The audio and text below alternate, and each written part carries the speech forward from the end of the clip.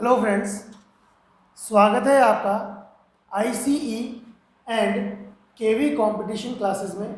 एक बार फिर आज हम आपके लिए लेकर आए हैं class 12 subject business studies chapter number 1 से रिलेटेड अगला टॉपिक। और हमारे टॉपिक का नाम है इम्पॉर्टेंस ऑफ मैनेजमेंट, प्रबंध का महत्व। अब तक पिछले वीडियोज़ में हमने इससे पहले वाले सारे टॉपिक हम डिस्कस कर चुके हैं। आप सबने वीडियो देखे होंगे, आप सबने वीडियो पसंद भी किए हैं। चैनल को सब्सक्राइब करते रहिए जिन लोगों ने अब तक नहीं किया है। चलिए हम आज का टॉपिक शुरू करते हैं। टॉपिक शुरू करने से पहले मैं कुछ बातें बता देता हूँ आपको, या कुछ बातें शुरू करते हैं कि मैनेजमेंट कोई नई चीज़ नहीं है। एक सिंपल सी बात करें हम तो सिंपल सी लाइन हमारे सामने ये आती है कि management was available in some way from the development of human civilisation. क्या बात कही मैंने? Management was available in some way from the development of human civilisation in which human started working in an organised manner. Management कब से हमारे पास उपलब्ध है?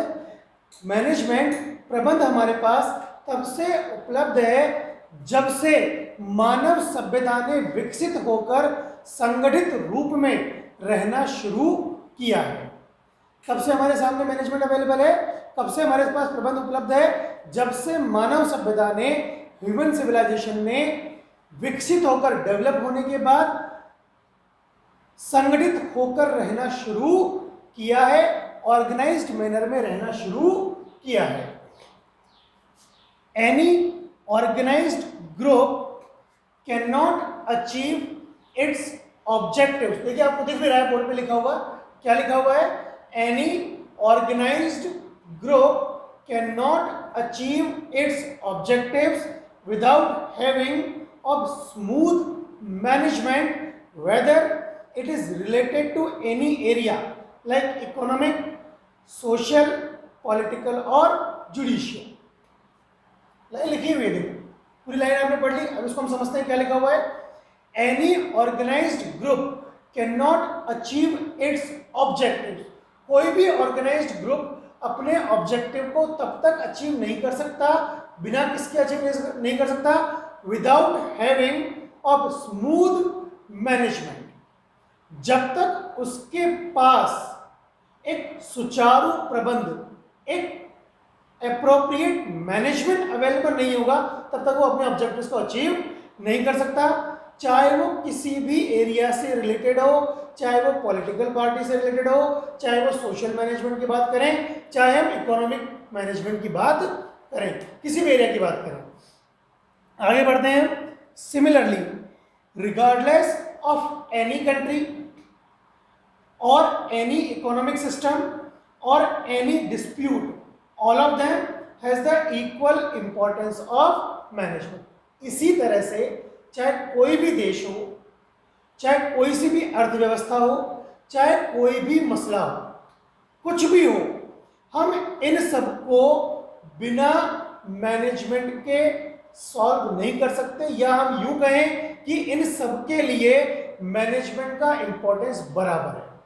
चाहे हम किसी देश की बात करें, चाहे किसी अर्थव्यवस्था की बात करें, चाहे किसी और मसले की बात करें, सबके लिए प्रबंध का महत्व बराबर ही है। इसी क्रम में आगे बढ़ते हुए हम बात करते हैं। In this regard the following statement of Urwick. किसने दिया है स्टेटमेंट? उर्विक ने। स्टेटमेंट किसने दिया है?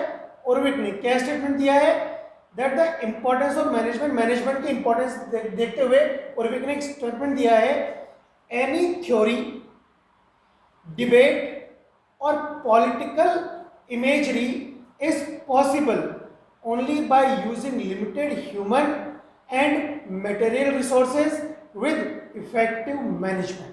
देखो बहुत इंपॉर्टेंट बात कही है इन्होंने। उर्विक साहब ने क्या कहा है? वापस देखो, मैं वापस बता रहा हूं, ध्यान देंगे।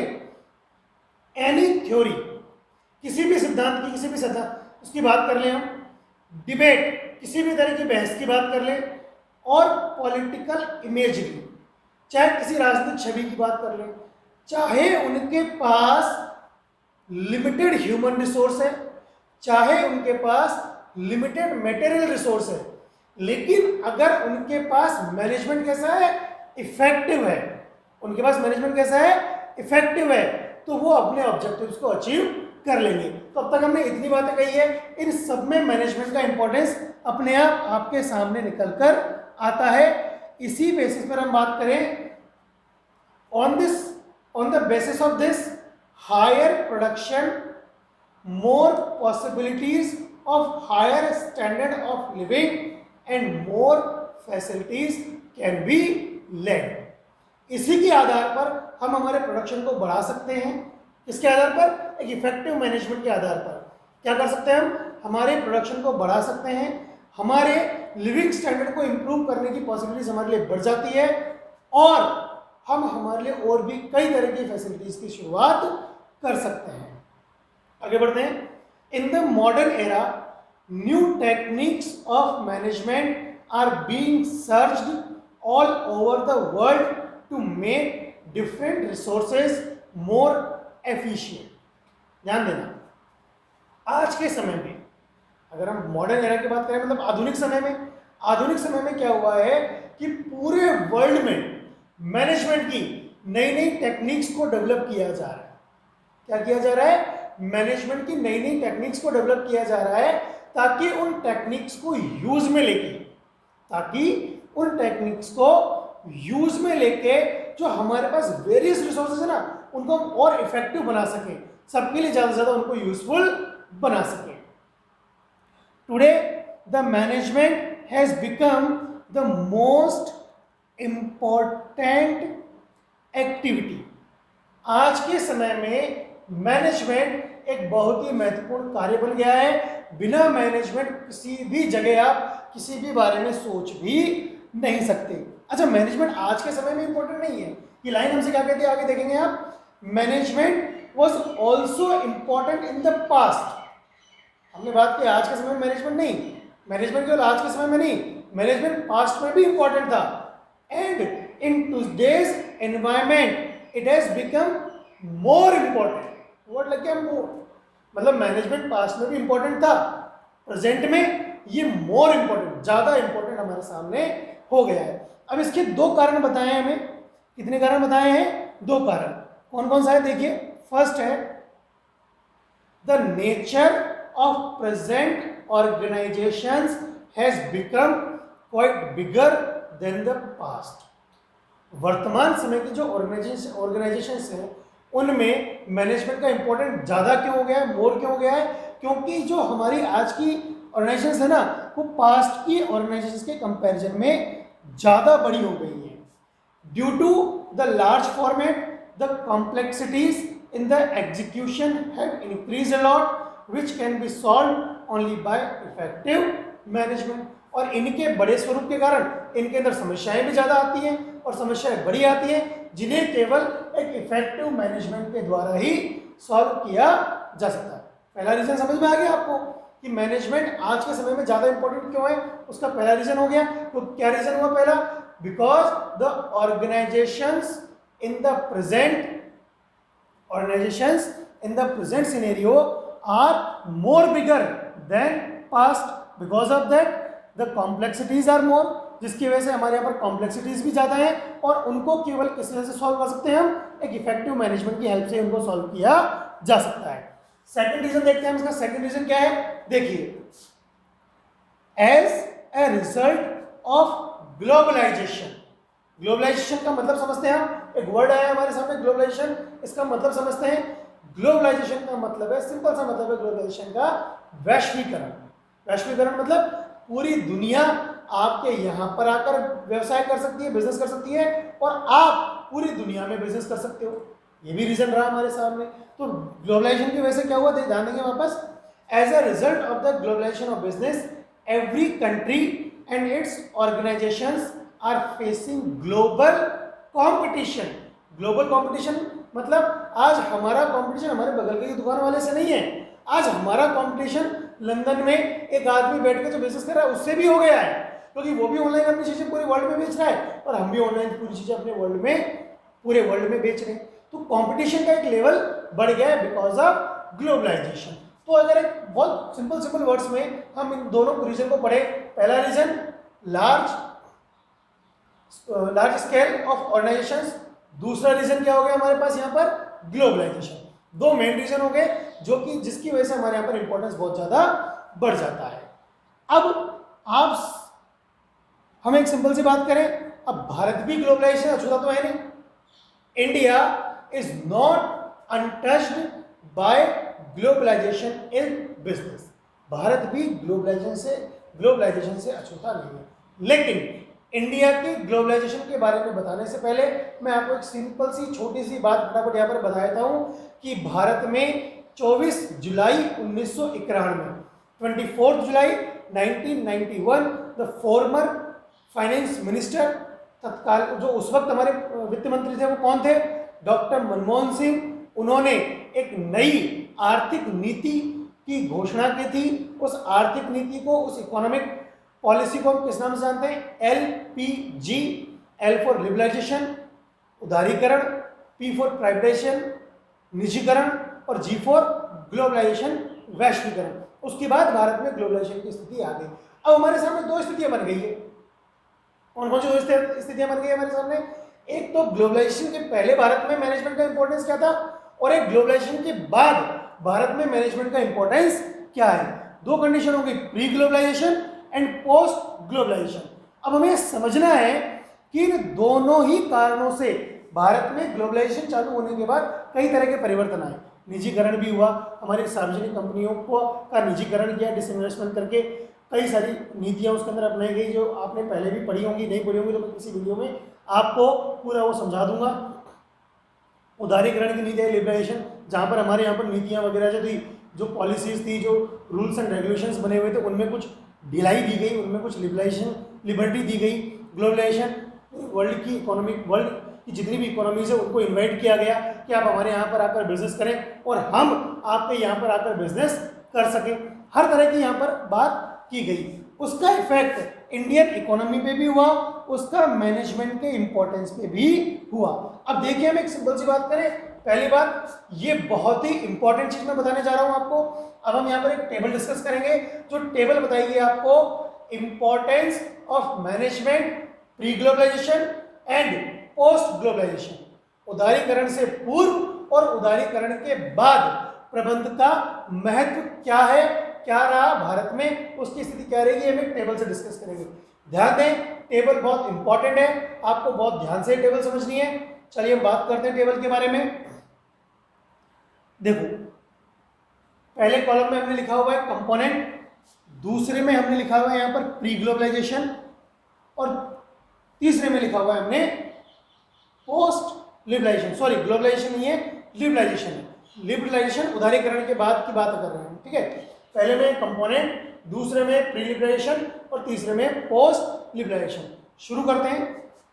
सबसे पहले बात करें नेचर ऑफ द मार्केट, बाजार का स्वभाव किस तरह का था। अगर हम उदारीकरण के प्री लिबरलाइजेशन में बात करें तो पहले मार्केट था सेलर ओरिएंटेड। क्या लिखा हुआ है? Seller oriented. सेलर ओरिएंटेड मतलब जो सेलर ने बना दिया वो ग्राहक खरीदेगा, ग्राहक की नीड से कोई मतलब नहीं है। सेलर को जो बनाना है वही बनाएगा और वही बेचेगा और आराम से बेचेगा। लेकिन पोस्ट लिबरलाइजेशन स्थितियां बदल गई। कॉन्सेप्ट किस तरह का मार्केट आ गया? मार्केट का नेचर क्या हो गया? Buyer oriented. अब क्रेता के हिसाब से बाजार चलेगा, जो क्रेता खरीदना चाहेगा वही उसको बेचा जाएगा। क्लियर है पहला टॉपिक। सेकंड टॉपिक की बात करते हैं हम, कंपटीशन, प्रतिस्पर्धा किस तरह की थी। अगर हम प्री लिबरलाइजेशन बात करें तो पहले कंपटीशन था हमारा monopoly and limited competition. Monopoly थी, मोनोपोली था मतलब एकाधिकार, और कंपटीशन का स्वरूप बिल्कुल ही थोड़ा सा था। लेकिन जैसे ही उदारीकरण की नीति आई, पोस्ट लिबरलाइजेशन स्थिति कौन सी हो गई हमारी? पोस्ट लिबरलाइजेशन हमारी स्थिति हो गई फुल कंपटीशन। अब बाजार में कंपटीशन क्या हो गया? पूरा हो गया। क्यों हो गया? क्योंकि लिबरलाइजेशन की वजह से बहुत सारी संस्थाओं को, बहुत सारे नए व्यवसायों को स्वीकृति मिल गई, वो भी अपना व्यवसाय करने लगे, और जितने व्यवसाय बढ़ेंगे प्रतिस्पर्धा उतनी ही ज्यादा बढ़ेगी। चलिए, थर्ड क्या है हमारा? Source of, sorry,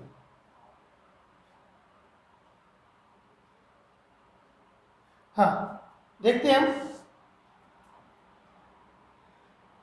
competition. Competition वही बात है, अभी मैंने डिस्कस किया है, पहले इंटरनल था, अब इंटरनल और एक्सटर्नल दोनों हैं। अब हम बात करें उसके बाद बेस ऑफ कंपटीशन, प्रतिस्पर्धा का आधार क्या था। चलिए देखते हैं हम इसके बारे में, प्रतिस्पर्धा का आधार क्या है उसके बारे में हम बात करते हैं। तो तीन हो गए हमारे सोर्स ऑफ कंपटीशन, पहले केवल इंटरनल था, अब इंटरनल और एक्सटर्नल दोनों हो गए। आगे हम देखते हैं बेस ऑफ कंपटीशन, कंपटीशन का आधार क्या है। सबसे पहला आधार है, लिबरेशन के पहले आधार क्या था, लाइसेंस एंड कोटा।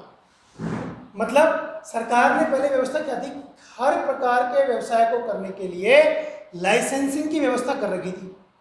किसकी व्यवस्था कर रखी थी, लाइसेंसिंग की, कि आपको लाइसेंस लेना जरूरी है, और उसका भी कोटा फिक्स था, इससे ज़्यादा व्यवसाय आप नहीं कर सकते। लेकिन जैसे लिबरेशन की पॉलिसी आई 1991 में, उसके बाद जो कंपटीशन का बेस क्या हो गया, वो हो गया डेवलपमेंट ऑफ कॉम्पिटिटिवनेस। हर व्यक्ति अपनी प्रतिस्पर्धा करने की क्षमता को बढ़ाए और हिसाब से अपनी प्रतिस्पर्धा करे। नेक्स्ट है बिजनेस डेवलपमेंट। फिफ्थ पॉइंट क्या है हमारा, बिजनेस डेवलपमेंट। पहले इंटरनली आप अपने को बिजनेस को डेवलप कर सकते थे लिबरेशन के पहले, लेकिन लिबरेशन के बाद कैसे कर सकते हैं आप, कैपेसिटी बेस्ड बिजनेस। जितनी आपकी कैपेसिटी है उतना ही आप अपने बिजनेस को डेवलप कर सकते हैं। नेक्स्ट सिक्स्थ है इसके अंदर, पर्पस ऑफ इंपॉर्टेंस। पहले किसी भी बिजनेस का इंपॉर्टेंस केवल और केवल क्या होता था, अर्निंग मोर प्रॉफिट, ज़्यादा से ज़्यादा पैसा कमाना। लेकिन आज के समय में बिजनेस का मैक्सिमम इंपॉर्टेंस, मैक्सिमम पर्पस क्या हो गया है, satisfaction of all stakeholders. Stakeholder मतलब व्यवसाय से जुड़े हुए समस्त व्यक्ति, चाहे वो ग्राहक हो, चाहे वो हमारा कॉम्पिटिटर हो, चाहे वो हमारी सरकार हो, चाहे समाज हो, चाहे कोई भी हो, चाहे हमारे इन्वेस्टर हो, कोई भी हो, उन सबको सेटिस्फाई किया जाए। लिबरेशन के पहले, नेक्स्ट पॉइंट की बात कर रहे हैं हम, इंपॉर्टेंस ऑफ मैनेजमेंट। लिबरेशन के पहले मैनेजमेंट को सेकेंडरी इंपॉर्टेंस दिया जाता था, कि मैनेजमेंट का इंपॉर्टेंस बाद में, मैनेजमेंट का कोई रोल नहीं है। लेकिन लिबरेशन के बाद मैनेजमेंट का इंपॉर्टेंस कौन सा हो गया, प्राइमरी। एंड लास्ट है सिंगर मैनेजमेंट मेथड्स। पहले लिबरेशन के पहले pre liberation management methods traditional थे, जो पहले सदियों से चले आ रहे हैं। लेकिन लिबरेशन के बाद पोस्ट लिबरेशन मैनेजमेंट मेथड्स को क्या कर दिया गया, मॉडर्न आधुनिक मैनेजमेंट मेथड्स को अपनाना शुरू कर दिया गया।